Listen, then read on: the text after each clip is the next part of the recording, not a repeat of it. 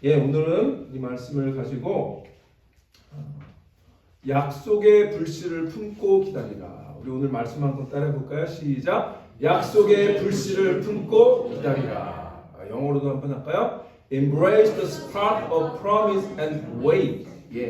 약속의 불씨를 품고 기다리라. 오늘이 벌써 2월 첫 주일입니다. 우리에게 하나님께 주신 이 2025년이라고 하는 1년의 12분의 1이 지나갔습니다.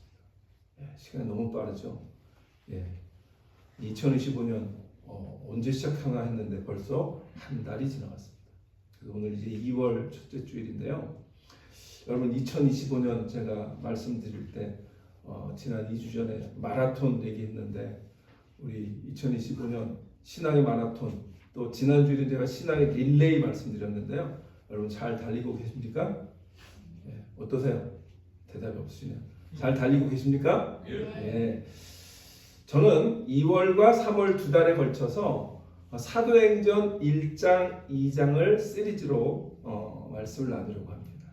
그래서 사도행전 1장은 시리즈 제목이요. 약속과 기도의 공동체. 무슨 공동체? 약속과 기도의 공동체. 그리고 이제 그걸 4주 동안 하고요. 그다음에 3월에는 이제 사도행전 2장을 시리즈 제목은 성령과 전도의 공동체. 무슨 공동체? 성령과 전도의 공동체. 시리즈로 5주 동안 이렇게 2월은 4주고요. 그다음에 3월은 5주더라고요. 그래서 그렇게 사도행전 1장과 2장을 여러분과 함께 시리즈로 말씀을 나누려고 합니다. 여러분 사도행전은 여러분 많이 읽으셨을 수도 있고요. 많이 들으셨는데 주로 보면 이제 사실은 우리가 그 1장, 2장을 많이 봐요. 근데 이제 그 이후로 가면 사도들의 행적들이 쭉 기록됐는데 그 다음부터는 이게 조금 재미가 없는 거예요. 그래서 이제 잘 안 읽기도 하는데 어쨌든 이번에 우리가 사도행전 1장과 2장을 보려고 합니다. 사도행전은요, 우리 그 다음 지도를 보시면 여기가 어떤 지역입니까? 지중해 지역이죠.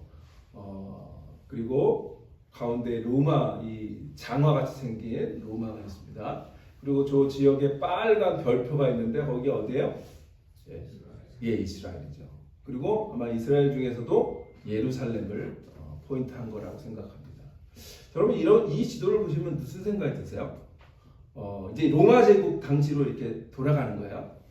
2000년 전으로 돌아가봐서 이 지도를 2000년 전의 지도라고 생각하고, 그리고 그 당시에 로마 제국이잖아요. 그러면 중심부가 어디죠? 이탈리아 로마예요. 그럼 로마의 시각으로 볼 때 저기 별표 있는 저 조그만 그 보이지도 않는 그 예루살렘이라고 하는 도시는 어떻게 느꼈을까요? 그냥 시골 변방이에요. 그죠? 우리가 이제 서울에서 중심으로 바라보면 저기 뭐 그 끝에 있는 무슨 지방의 끝에 있는 조그만 도시 이렇게 보면 뭐 도시 이름도 잘 모르고 뭐 이런 거죠. 그런 것처럼 로마 제국의 입장에서 볼 때는 이 예루살렘이라고 하는 데는 뭐 그렇게 뭐 큰 어떤 주목을 받아야 할 도시가 아니에요. 자, 그런데 무슨 일이 발생하죠? 이 2000년 전에 이 로마 제국이 이 지중해 연안을 다 다스리고 있는데 이 작은 변방에 있는 이 예루살렘이라고 하는 곳에서 하나님의 성령의 능력을 받은 제자들이 이 지중해 전역을 어떻게 합니까? 복음으로 정복했어요. 로마 제국은 이 지중해 연안을 정치력으로 군사력으로 정복했지만 복음을 붙들고 예수 그리스도의 복음을 붙드는 그 예수님의 제자들은 정말 시골 변방에서부터 점점 복음을 들고 로마 제국까지 와서 로마 제국 전체를 복음으로 정복한 일, 그것이 기독교의 역사인 거예요. 있으세요? 그러면 우리는 이 사도행전의 이 처음에 이제 사도행전을 볼 때 이러한 시각을 갖고 계시는 거예요. 우리가 그냥 옛날 히스토리 정도가 아니라 이 지도를 보면서 이 작은 변방에 있던 정말 아무것도 아닌 그런 그 유대인 작은 공동체 예수를 따르던 그 사람들이 복음을 들고 이 제국 전체를 복음으로 정복했구나 라고 한다면 우리 마음속에도 그런 마음을 가지고 사도행전을 읽어나가는 거예요. 사도행전 속에서 하나님이 능력이 우리와 함께 하시면 우리가 정말 이 세상을 향해서 나아갈 때 두려움 없이 담대함을 가지고 성령의 능력에 이끌려 나아갈 수 있겠구나라고 하는 마음을 갖는 겁니다.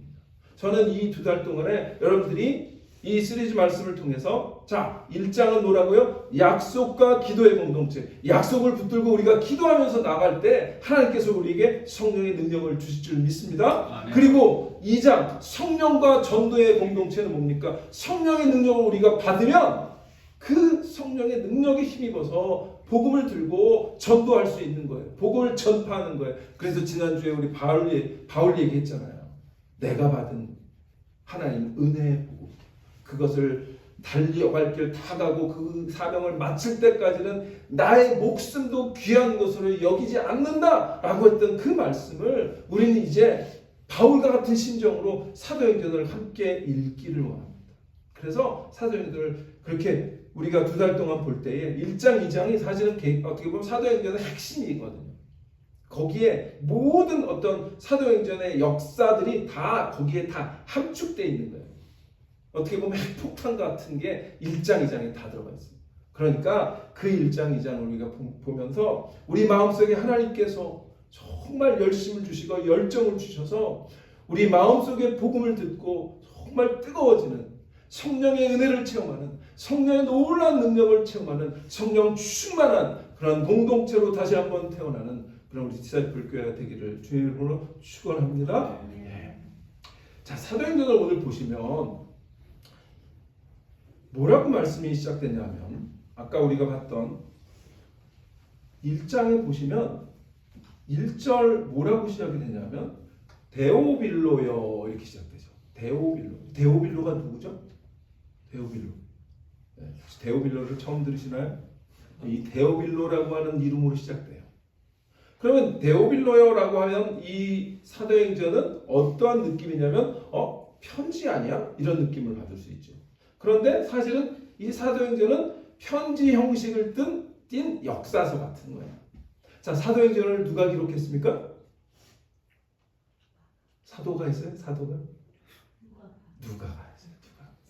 누가가 기록했어요. 그래서 누가는 성경의 책을 2권 기록했습니다. 누가복음, 사도행전. 그래서 사도행전을 이렇게 뭐라고 부르기도 하냐면 누가행전 이렇게 부르기도 해요.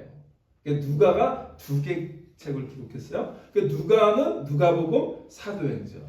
자, 그런데 이 데오빌로라고 하는 말은 하나님을 사랑하는 자라는 뜻이에요. 데오스, 헬라어의 데오스가 신 하나님이죠. 그다음 필로스가 뭐예요? 사랑, 필로스, 그죠? 그러니까 하나님을 사랑하는 자라는 뜻이에요. 또는 하나님께 사랑을 받는 자 이런 뜻으로 볼 수도 있어요. 그러니까 이름 자체가 데오빌로인데요. 이 데오빌로는 헬라어잖아요. 그러니까 이 사람은 유대인일까요? 이방인일까요? 이방인이죠. 그러면 우리가 뭘 할 수 있어요? 이 누가복음과 사도행전은 유대인을 향해 썼어요? 이방인을 향해 썼어요? 이방인을 향해 쓴 거예요. 그러니까 우리가 이제 누가복음이나 사도행전은 그런 생각을 갖고 읽으셔야 돼요. 그렇죠? 자, 그런데 왜 이 데오빌로라고 하는 말이 시작됐을까? 자, 우리 누가복음도 보시면 누가복음 한번 보세요. 누가복음 1장 1절로 누가복음 1장 3절로 4절에 보면 거기에도 누가가 이렇게 기록해요. 그 모든 일은 뭐냐면 예수에 관한 일을 말하는 거예요. 그 모든 예수에 관한 일을 근원부터 자세히 미루어 살핀 나도 그 뭐예요? 누가는 예수 그리스도의 행적을 다 자세히 살펴서 기록을 하고 있다는 얘기를 하고 있는 거예요. 자, 그러니까 그 미루어 살핀 나도 데오빌로 각하에게 차례대로 써보내는 것이 좋은 줄 알았노니 차례대로. 자, 그러니까 차례대로는 뭐예요? 누가복음이 넘버 1, 사도행전이 넘버 2. 이해가 되시죠? 네, 그러니까 이제 누가복음, 사도행전 이렇게 차례대로 예수님의 행적을 잘 써서 누군가에게, 이 데오빌라라고 하는 이름을 가진 누군가에게, 근데 그 사람이 누구예요? 이방인에게 뭐 하고 있는 거예요? 복음을 전하고 있는 거예요. 예수님이 누군지. 그래서 그런데 보세요. 여기에 특별한 호칭이 달려요.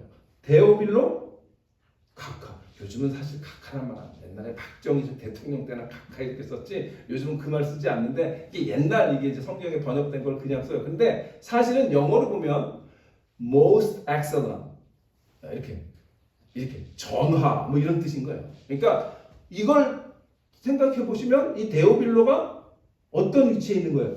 굉장히 높은 지위에 있겠구나라는 생각. 그러니까 누가보다도 훨씬 더 높은 그 로마 제국 당시에 높은 위치에 있구나, 귀족이겠구나 이런 생각을 하면 맞죠, 그죠? 예. 그러니까 이 데오빌로는 그런 사람이에요. 그러니까 이 데오빌로라고 하는 사람에게 누가가 지금 누군지 모르지만 이방인에게 편지를 쓰면서 예수님을 지금 전하고 데오빌로는 그런데 보시면 잘 보세요. 그러니까 데오빌로 각하에게 차례대로 써보내는 거 좋은 줄 알았노니 이는 각하가 알고 있는 바를 더 확실하게 하려 함이로다. 자, 이 말씀을 읽으면 또 뭐가 우리가 유추가 될 수 있어요? 아, 이 데오빌로가 누가를 통해서 예수님에 대해서 어느 정도 뭐예요? 알고 있네. 그런 말을 우리가 생각할 수 있잖아요. 그죠? 그리고 이 데오빌로는 예수님의 복음을 어느 정도 들었던 사람인 거죠. 그래서 전 지식이 있는 거예요. 그런데 잘 몰라. 좀 더 알고 싶어. 뭐 이런 커뮤니케이션이 왔다 갔다 했을 수 있어요. 그러니까 이 사람은 지금 누가는 이 데오빌로라고 하는 사람에게 이 높은 주위에 있는 귀족에게 지금 편지를 보내면서 이 복음을 전하고 있는 거죠. 그러니까 아마 학자들은요, 이 데오빌로가 로마 제국의 특별한 시스템 중에 무슨 시스템이 있었냐면 후견인 제도라는 게 있었어요. 처음 들어보세요? 후견인. 그러니까 영어로 말하면 스폰서. 그러니까 로마 제국의 후견인 중에 하나였을 거다. 이 누가가 기록하는 어떤 그 기록을 하는 거에 누군가 재정적으로, 왜냐면요, 여러분 지금도 누군가 글 쓰고 이제 문학 작품을 내려면 돈이 들잖아요. 출판사가 그걸 다 후원해줘야 출판도 하고. 그러니까 그 당시에도 자 뭔가를 쓰려면요 거기에 뭐에다 썼을까요? 옛날에 파피루스 또는 가죽 이런 거. 그게 공짜가 없잖아요. 세상에 공짜가 없잖아요. 그러니까 그런 거 다 하려면 그 다음에 또 뭐 글씨를 쓰려면 이런 게 돈이 들거든요. 그러니까 그런 거를 후원하는 사람이었을 거야 라고 이제 학자들이 추정을 해요. 자, 그러니까 어쨌든 이 데오빌로가 누구든 간에 어쨌든 그 정도의 전이해를 갖고 우리가 누가가 이렇게 개인적으로 데오빌로라고 하는 사람과 교통하면서 복음을 전했구나. 자, 그런데 이 데오빌로라고 하는 말이 아까도 말했지만 하나님을 사랑하는 자라고 했습니다. 저는 이 누가가 데오빌로요라고 부르면서 이 사도행전을 시작할 때 그것은 마치 개인적으로는 데오빌로라고 하는 사람에게 복음을 전한 거지만 사도행전을 읽는 우리에게는 그 데오빌로와 같은 우리는 데오빌로가 되는 거예요. 누가가 우리에게 데오빌로라고 부르면서 복음을 전하는 것 같은 심정으로 우리가 사도행전을 읽는 거예요. 그렇다면 우리가 데오빌로면 우리도 뭐죠? 하나님의 사랑을 받는 자 또는 하나님을 사랑하는 자처럼 이 말씀을 듣는 거예요. 복음을 듣고 사도행전을 읽는 거예요. 앞으로 여러분 이 말씀을 시리즈 동안 들을 동안에 여러분들 각자가 데오빌로 같은 마음을 가지고 하나님을 사랑하는 자, 하나님의 사랑을 받는 자라고 하는 심정으로 이 사도행전의 말씀을 함께 읽고 함께 듣는 그러한 은혜가 있기를 주님으로 부탁을 드립니다. 예. 자, 그러면 이제 오늘 말씀을 통해서 이 짧은 5절 가운데 하나님께서 우리에게 주시는 말씀은 뭘까? 제가 오늘 말씀의 제목을 약속의 불씨를 품고 기다리자 그랬어요.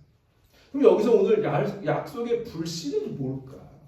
약속의 불씨는 5절이에요. 4절과 5절이에요. 자, 4절 보시면 사도와 함께 모이사 그들에게 분부하여 이르시되 예루살렘을 떠나지 말고 내게서 들은 바 아버지께서 약속하신 것을 기다리라. 거기 약속이라고 하죠. 하나님 아버지가 약속하신 거 있는데 그거 기다려라 말씀해요. 그러니까 지금 제자들은 그 예수님의 말씀을 듣고 그 약속을 마음에 품고 기다리는 그 약속은 그런데 약간 불시어 같은 거예요. 왜냐하면 아직도 불안해요. 제자들은. 왜냐하면 예수님이 부활을 하셨지만 곧 이제 하늘로 승천해 가시거든요. 그러니까 예수님이 지금 피지컬리 나에게 있는 게 아니라 우리를 떠나가신단 말이죠. 그러면 여러분 내가 찰떡같이 믿던 사람이 내가 저기 멀리 떠나서도 당신을 위해서 기도할 거고 그 다음에 당신에게 전화도 계속할 거고 이러면서 누군가 떠날 때 여러분 아직도 불안하잖아요. 마치 그런 거죠. 제자들이 지금 예수님이 이제 부활후 40일 동안 계시다가 승천하시기 전에 제자들을 불러놓고 너희들은 아버지께서 약속하신 것을 기다리는데 그러니까 흩어지지 말고 예루살렘을 떠나지 말고 여기서 기도하면서 기다려. 그렇게 지금 말씀하신 거거든요. 그러니까 그 약속을 하나 붙들고 있어야 되는 거예요. 근데 그 약속이 마치 불안해요. 여러분 불씨가 이렇게 꺼져가면 불안하잖아요. 그러니까 약간 이게 불씨 같은 거예요. 근데 이 불씨를 살리려면 여러분 어떡하죠? 불면서 이 불씨를 정말 소중히 막 해가지고 바람도 안 불게 하고 막고 그래서 그 불씨가 살아나야 불이 다시 타는 거죠. 여러분 이번에 사실 이건 비유하면 마음이 아프지만 여러분 LA의 산불 여러분 보셨잖아요. 이 불씨가 얼마나 강력한지를 우리가 이번에 봤잖아요. 그 작은 불씨가 막 날아다니면서 불을 막 엄청나게 그래서 12,000채가 탄 거 아니에요. 그러니까 이 불씨가 아무것도 아닌 것 같지만 그 불씨의 위력이 있는 건데 우리는 이게 막 꺼질 것 같고 반당반당하면 그냥 무시하고 그냥 그 약속의 불씨를 그냥 걷어버리는 경우가 있어요. 그러나 그렇지 않아요. 하나님의 주신 이 약속의 불씨는 너무나 강력해서 그 불씨가 우리가 그 불씨를 붙들고 마음에 품고 기도하고 기다릴 때 하나님께서 역사하셔서 놀라운 역사를 이루시는 그런 성령의 불이 임하시는 줄 믿습니다. 그래서 오순절이 그 약속의 불씨를 제자들이 붙들고 오순절날 성령이 임했잖아요. 그러면 예수님이 부활 후 40일 동안 땅에 계셨어요. 그런데 오순절의 의미가 뭐죠? 오순절은 부활절 이후에 50일 지나는 게 오순절이에요. 그러니까 10일 동안 모여서 기도했겠죠. 그죠? 40일 계시다가 승천하셨고 예루살렘에 모여서 기도하라고 하셨는데 그러면 오순절날 그러니까 아마 한 열흘 정도 열심히 모여서 기도했겠죠. 그러니까 오순절이 이미 이름에 그래서 이제 이 마가의 다락방에 모였던 그 120명의 제자들에게 성령이 풀같이 임한 줄 믿으시기를 바랍니다.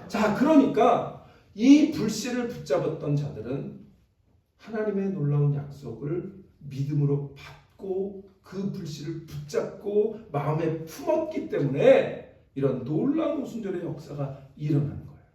여러분 어떠세요? 우리 교회도 저는 하나님께서 우리 디사이플 교회에게 그러한 약속의 불씨를 주셨다고 믿습니다. 올해 어떤 약속의 불씨입니까? 보라 내가 새 일을 행하리라. 그 말씀의 불씨를 우리에게 주셨어요. 그럼 우리는 그 약속의 불씨를 마음에 품고 함께 하나님께서 역사하실 것을 바라보며 나아가는 것입니다. 믿으시기 바랍니다. 그래서 예수님의 부활 후에 이 40일 동안 이 땅에 계시며 부활을 증거하시고 하나님의 나라의 복음을 가르치시다가 하늘로 승천하시기 전에 제자들에게 하나님 아버지의 약속을 주셨어요. 그래서 120명의 제자들은 그 약속을 붙들고 마음에 품고 마가의 다락방에 모여 열흘 동안 열심히 기도합니다. 그게 약속의 불씨를 붙잡았기 때문에 기도하는 거예요. 그 약속은 다시 오순절에 이르러서 활활 타오르는 성령의 불길이 되었고 그래서 교회가 이 땅에 생겨났고 그 교회가 지금까지 2000년 동안 기독교의 역사를 만들고 있는 거예요. 하나님께서 우리 2025년 우리 디사이플 교회도 그 약속의 불씨를 붙들라고 우리에게 약속의 말씀을 주신 것을 믿습니다. 그렇다면 우리가 한 마음으로 그 약속의 불씨를 마음에 품고 한 소망을 가지고 성령으로 하나 되어서 마침내 우리 교회에도 오순절의 성령의 역사가 임할 줄 믿고 기도하는 저와 여러분 되시기를 축원합니다. 그렇다면 오늘 우리에게 주신 말씀은 뭘까요? 첫 번째는 이거예요. 약속은 끝이 아닌 시작을 바라보게 한다는 거예요. 약속은 끝이 아닌 시작을 바라보게. 자, 누가는요. 1절로 다시 돌아가 보면 누가가 뭐라고 하냐면 데오빌로여 내가 먼저 쓴 글에는 무릇 예수께서 행하시며 가르치시기를 시작하신부터라고 하면서 시작이라고 하는 단어를 썼어요. 시작.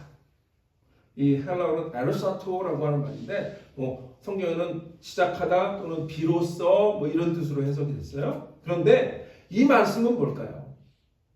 예수님의 시작이 우리에게 끝이 아니고 시작이 계속해서 연결되어진다는 말이에요. 자, 비록 제자들이 볼 때는 이제 예수님이 이제 승천하시고 그들과 빠이빠이, 굿바이 했기 때문에 이제 끝인가? 라고 생각할 수 있어요. 그런데 예수님의 끝이 아니야. 약속을 주셨잖아요. 그러니까 그 약속을 붙잡는 사람에게는 끝이 아니라 끝을 바라보는 게 아니라 시작을 바라보게 해주실 거예요. 우리도 마찬가지입니다. 내가 살아가 보니까 이제는 좀 포기할 때가 됐어. 끝날 때가 됐어. 이런 마음이 혹시 우리에게도 있을 수 있어요. 기도를 해도 응답도 없는 것 같아. 우리는 안 되나 봐. 이런 생각을 할 수도 있어요. 그러나 그 약속의 불씨를 붙잡은 사람은 끝이 아닌 시작을 바라보는 믿음의 눈이 열리게 되는 줄 믿습니다. 그래서 예수님의 그 시작을 우리에게 허락하실 거예요. 예수님이 승천으로 이 땅에서 사역이 끝난 것이 아니라 이것은 새로운 시작이었어요. 예수님은 그들에게 새로운 시작을 약속하고 계신 거예요.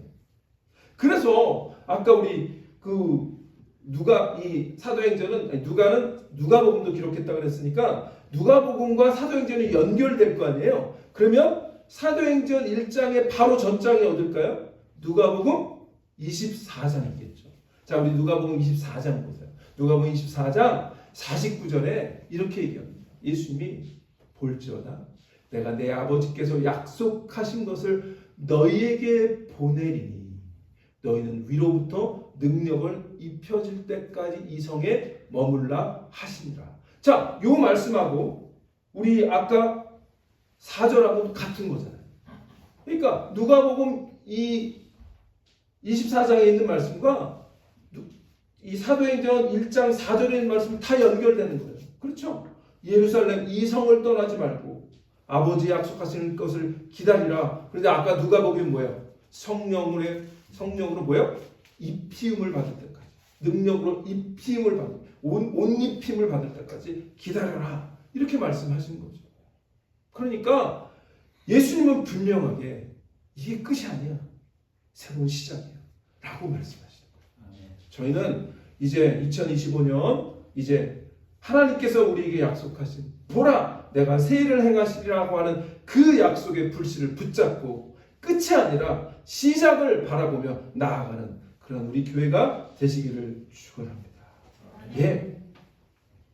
그런데 보면 아까 이 49절에 보세요. 거기에 위로부터 능력으로 입혀질 때까지라고 했어요. 입혀진다. 옷을 내가 입는 게 아니라 뭐라는 거예요? 누군가가 입혀준다는 거예요. 내가 내 힘을 이렇게 해가지고 여러분들은 오늘 교회 오실 때 다 자기가 옷을 이렇게 입으셨잖아요. 그런데 지금 여기서는 옷이 입혀진대요. 어떤 옷? 능력의 옷. 제가 지난번에 새 능력 얘기했잖아요. 그 능력의 옷으로 하나님께서 성령께서 우리를 입혀주실 거라고 지금 말씀하고 계신 거예요.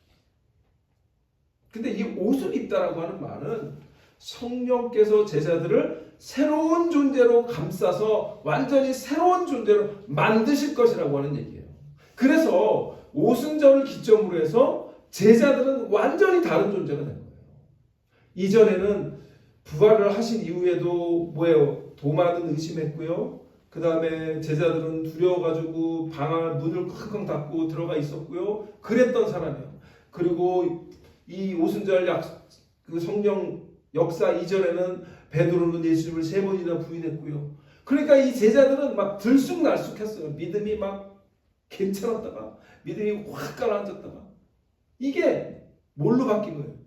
성령의 능력에 옷을 입힘을 받을 때 완전히 바뀐 줄 믿습니다. 아멘. 우리도 그거예요.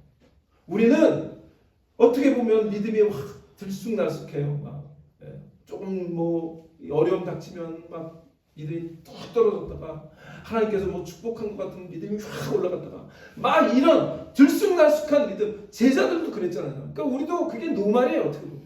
그런데 그 들쑥날쑥한 믿음이 오순절에 성령의 능력을 힘입었을 때 제자들이 완전히 그냥 복음을 바라보고 죽으면 죽으리라. 그리고 그 바울 어저께 우리 지난주에 읽은 것처럼 이 복음을 마치려 하면은 내가 나의 생명도 아끼지 아니하겠다라고 그런 마음이 어떻게 생기냐는 거예요. 성령의 능력을 받은 거죠. 베드로도 그 능력을 받고 뭐예요? 3,000명을 회개하는 그러한 말씀을 전하잖아요. 이게 성령의 능력으로 힘이 펴지는 것이라고 믿습니다. 그래서 그냥 우리도 그 성령으로 입혀지는 그런 은혜를 사모하는. 그래서 이번 우리 이 사도행전 말씀을 나눌 때 그 은혜를 받는, 그 은혜를 사모하는 저 여러분 되시기를 축원합니다. 예. 그러면 첫 번째는 약속은 끝이 아닌 시작을 바라보게 합니다. 자, 두 번째는 약속은 의심이 아닌 믿음으로 기다리게 해요. 자, 오늘 3절 4절 보시면 그가 고난받으신 후에 또한 그들에게 확실한 많은 증거로 친히 살아계심을 나타내시사 40일 동안 그들에게 보이시며 하나님 나라의 일을 말씀하십니다. 그러면서 사도와 함께 모여서 그들에게 분부하여 이르시되 예루살렘을 떠나지 말고 내게서 들은 바 아버지께서 약속하신 것을 기다리라 이렇게 말씀하셔요. 그러니까 이 제자들은 이제 이 약속을 받았단 말이에요. 근데 이 약속을 그냥 의심하는 것이 아니라 믿음으로 기다릴 수 있는 약속을 붙들었다는 거예요. 예수님이 40일 동안 제자들에게 확실한 많은 증거로 부활을 입증하셨어요. 그렇죠? 그 기간 동안에 내가 부활한 건 맞아. 그러면서 제자들에게 나를 만져봐라. 이런 일들을 보이시면서 그들을 확증시켜 주셨거든요. 그러니까 의심 많은 도마도 어떻게 됐어요? 의심에서 믿음으로 바뀐 거예요. 그러니까 우리가 약속을 받으면 하나님의 놀라운 약속의 불씨를 붙들면 마음에 품으면 의심이 아니라 믿음으로 완전히 바뀌는, 그래서 믿음을 가지고 기다릴 수 있는 그런 성도가 되는 줄 믿습니다. 예, 그런데 예수님이 며칠 동안 이 땅에 계셨어요? 40일은 성경에 보면 특별한 의미가 있는 것 같아요. 그래서 여러분 출애굽기 보시면 이스라엘이 광야 몇 년? 40년. 그렇죠? 그 다음에 모세가 시내산에서 며칠 동안 40일 동안 이 말씀을 받으려고 거기서 기다려. 그 다음에 예수님이 며칠 동안 광야에서 40일 동안 시험을 받아요. 이 40이라고 하는 숫자가 의미가 있는 것 같아요. 그러니까 이 40년, 이 40일 동안 예수님께서 제자들에게 나타나셔서 자신을 확증하셨어요. 그런데 이제 그 확증을 받은 자들이 이제는 그 약속을 붙들게 된 거예요. 그리고 의심에서 믿음을 가지고 그 약속을 붙들고 기다리게 됐다.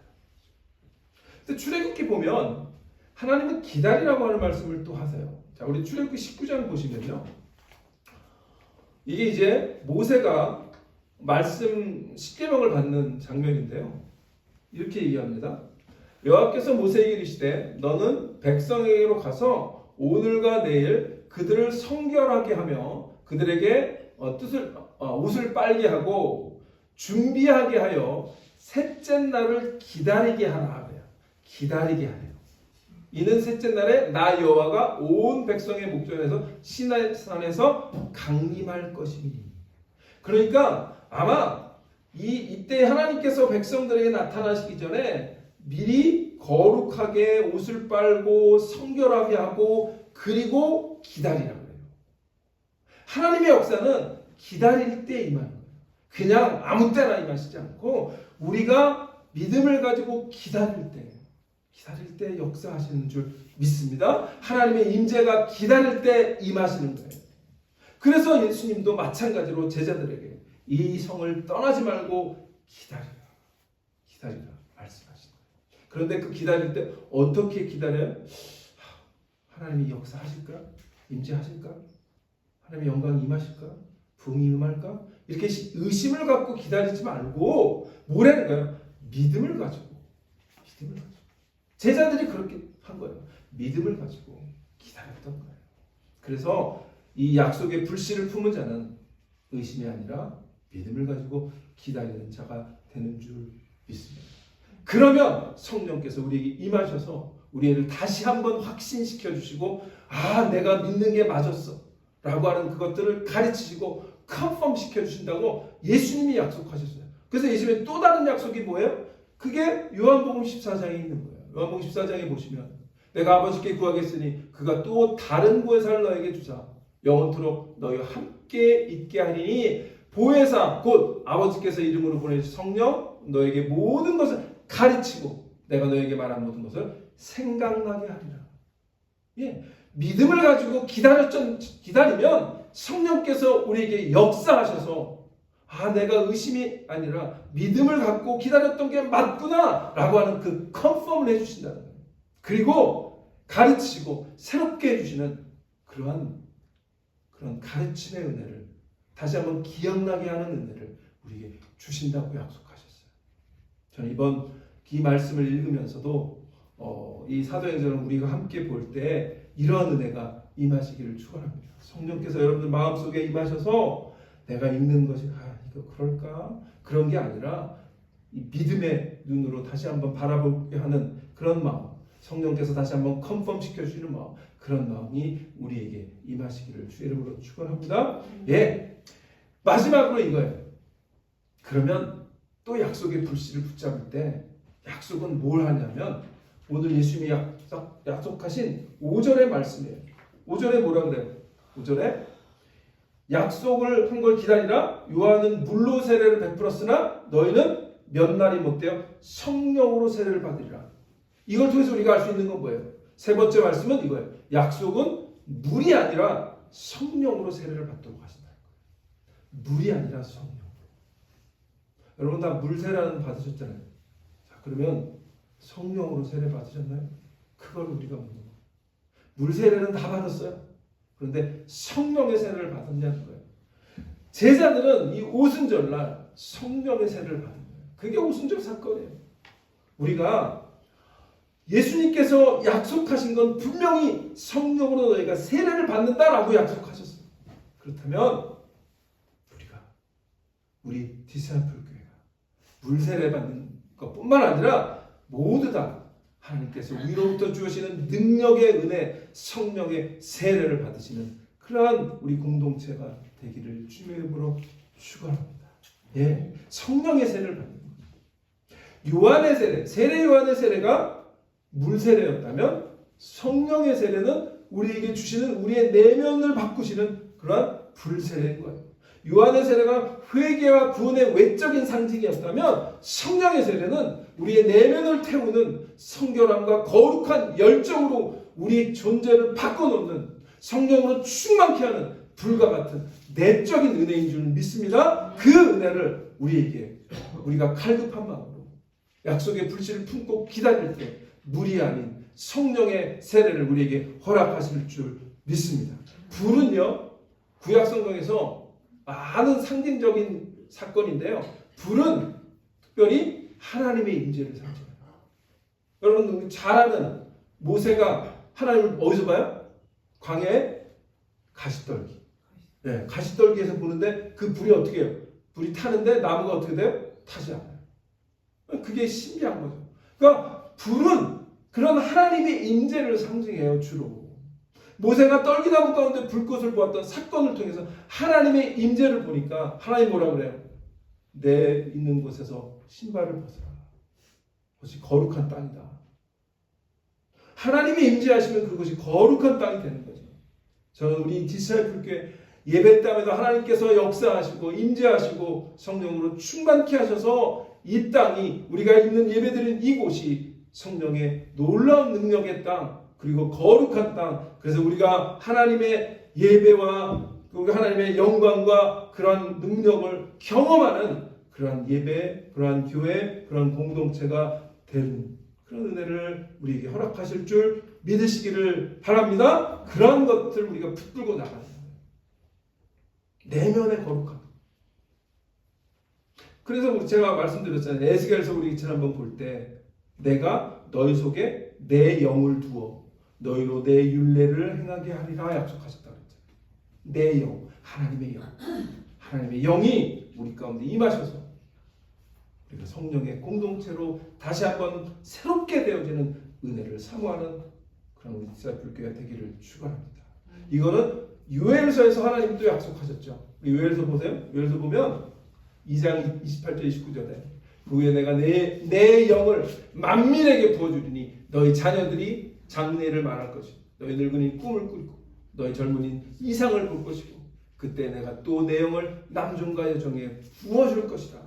그래서 성령에 부어주시는 그 놀라운 은혜가 성령의 세례인 줄 믿습니다. 아멘. 우리 디사이플 교회가 2025년 다 성령으로 충만한 성령의 세례를 받는 그래서 성령의 공동체로 두려움 없이 의심 없이 믿음으로 우리에게 주어진 복음의 그 사명을 가지고 나아가서 하나님 기뻐하시는 교회로 든든히 세워져가는 그러한 일에 우리가 다 함께 헌신하고 함께 한마음이 돼서 앞으로 나아가는 그런 여러분과 제가 되기를 주님으로 부탁을 드립니다. 네. 그래서 저는 이제 말씀을 마치면서 구체적으로 그러면 우리가 이렇게 약속의 불씨를 붙들고 나갈 때 어떻게 해야 될까? 약속을 붙드는 자는요 그냥 기다리는 게 아니에요. 기다림은 수동적인 침묵이 아니라 능동적으로 준비하는 것. 그래서 저는 우리 디사이플 교회가 이 제자들이 했던 것처럼 자 이성을 떠나지 말고 뭐하라 그랬죠? 기다리라. 근데 그냥 기다리라 했을까요? 기도하라고 하는 거예요. 그래서 저는 여러분 이 기도의 불씨를 지피는 그런 일들을 했으면 좋겠어요. 새벽마다 아침마다 매일 시간을 내어서 기도를 할 때 주여 성령으로 우리 안에 냉담함을 태워주시고 성령의 불로 임하셔서 우리가 성령으로 뜨겁게 성령의 세례를 받는 성령으로 뜨겁게 새로워지는 그러한 은혜를 사모하는 공동체가 되게 하여 주옵소서. 기도의 불씨를 지피는 그런 우리 여러분 되시기를 축원합니다. 그래서 3월 5일부터가 여러분들 사순절이 시작됩니다. 사순절이 뭐죠? 아까 지금 말씀드렸잖아요. 사순절에 이 오순절이 있고 사순절이 있잖아요. 이 사순절은 3월 5일부터 이제 부활절 전까지의 날짜인데요. 사순절이 주일날 뺀 40일의 기록 그 칼렌더 이어인데요. 앞으로 이제 한 달 동안 준비하고요. 3월 5일이 이제 사순절 시작되는 수요일인데요. 그 주간 3월 8일 토요일부터 7주 동안 사순절 특별 토요 새벽 기도회를 하려고 합니다. 그래서 그때는 제가 말씀을 짧게 전하고 교회원들 나와서 함께 기도하는 교회 부흥을 위해서 우리의 헌신을 위해서 또 하나님께서 우리의 성령의 은혜를 부어주시는 그런 은혜를 기도하는 그러한 기도를 하려고 합니다. 그래서 물론 이제 토요일 아침에 못 나오시는 분들도 있지만 이때만은 열심히 품고 함께 7주 동안 사순절 특별 새벽 기도회를 지금부터 기도하면서 준비하려고 하니까 기도해 주시기를 부탁을 드립니다.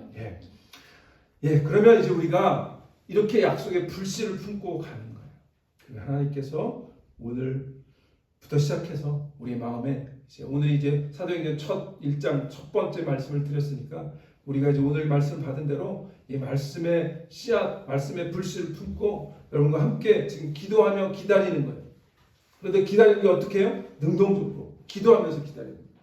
그래서 우리가 그러한 기도하면서 하나님 앞에 다 나아갈 때 우리에게 약속하신 놀라운 하나님의 은혜, 그 세일을 행하실 줄 믿으시기를 바랍니다. 그 믿음을 바라보고 그 말씀을 붙들고 우리가 함께 나아갈 때 2025년 우리에게 주신 그 말씀이 임할 줄 믿습니다. 기도하겠습니다.